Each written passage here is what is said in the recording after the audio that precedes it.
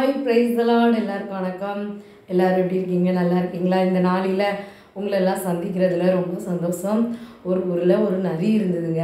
அந்த நரி ஒரு அடர்ந்த காட்டுக்குள்ளே போச்சு. ஒரு நாள் போகும்போது எல்லா மிருகங்களும் சேர்ந்து இந்த நரி தந்திரமுள்ள நரி, நரி நீ காட்டுக்குள்ளே வராத குள்ள நரி, நீ தந்திரமான வேணாம், அவனை காட்டை விட்டு விரட்டுற அப்படின்னு சொல்லி சிங்கராஜா மற்ற எல்லா மிருகங்களுமே அந்த நரியை விரட்டி விட்டுட்டாங்க. இந்த நரிக்கு அப்படியே சோகமாயிடுச்சு. அப்படியே போயிட்டே இருந்தது.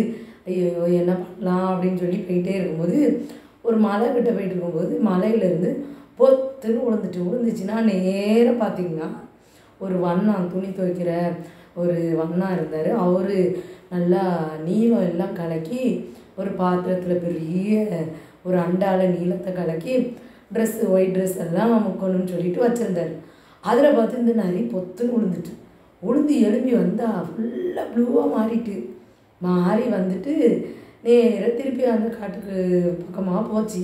போன உடனே எல்லா மிருகங்களும் பார்த்து பயர ஆரம்பிச்சிட்டு சிங்கத்தை பற்றி எல்லாம் பெரிய சிங்க ராஜாவே அந்த நரியை பார்த்தோன்னே பயந்துட்டார். என்னடா இந்த மிருகம் என்ன புது கலராக இருக்குது, ப்ளூ கலராக இருக்குது, ஐயோ இது என்னமோ புது மிருகம் காட்டுக்குள்ளே வந்துட்டு நம்மளுக்கு பயமாக இருக்காத பார்த்தோன்னே அப்படின்னோடனே எல்லாம் பயந்தோடனே இதுக்கடே கெத்தாயிட்டுயா. நம்மளை பார்த்தா எல்லோரும் பயப்படுறவள, மனுஷர்களும் அப்படிதானே. யாராவது ஒருத்தரை பார்த்து பயந்துட்டாங்கன்னா நம்மளை பார்த்து 4 பேர் பயப்படுறோம் அப்படின்னு சொல்லி கெத்தாயிரும். அதேமாதிரி தான் இந்த நரிக்கும் கொஞ்சம் கெத்தாகினோடனே உடனே சிங்கராஜா சொன்னா, ஐயோ நம்ம காட்டுக்குள்ளே புதுசாக ஒரு மிருகம் வந்திருக்கு, அதை பார்த்தாலே பயமாக இருக்குது, அதனால் அதையே நம்ம ராஜாவாக்கிறோம் அப்படின்னு சொல்லி ராஜாவாக்கினோடனே இவருக்கு ரொம்ப சந்தோஷம். எல்லாம் வாயிலேயே வந்துச்சு, சாப்பிட்றதுக்கு எல்லாமே வந்தது. ரொம்ப கெத்தாக இருந்தார்.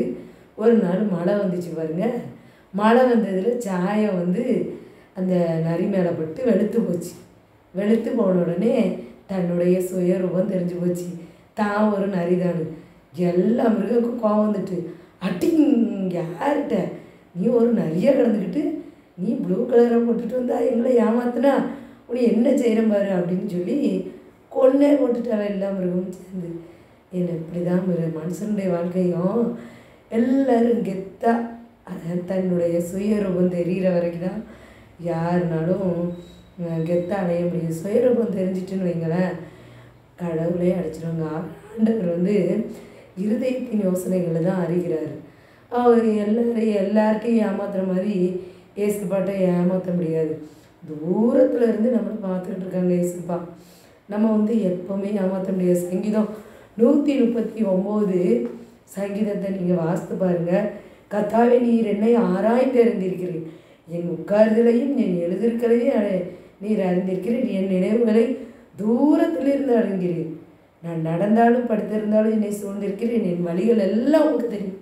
அவருக்கு தெரியுங்க நம்முடைய வழிகள், நம்ம என்ன நினைக்கிறோம், எங்கே போகிறோம், எங்கே வாரோம் எல்லாம் ஏசப்பாவுக்கு.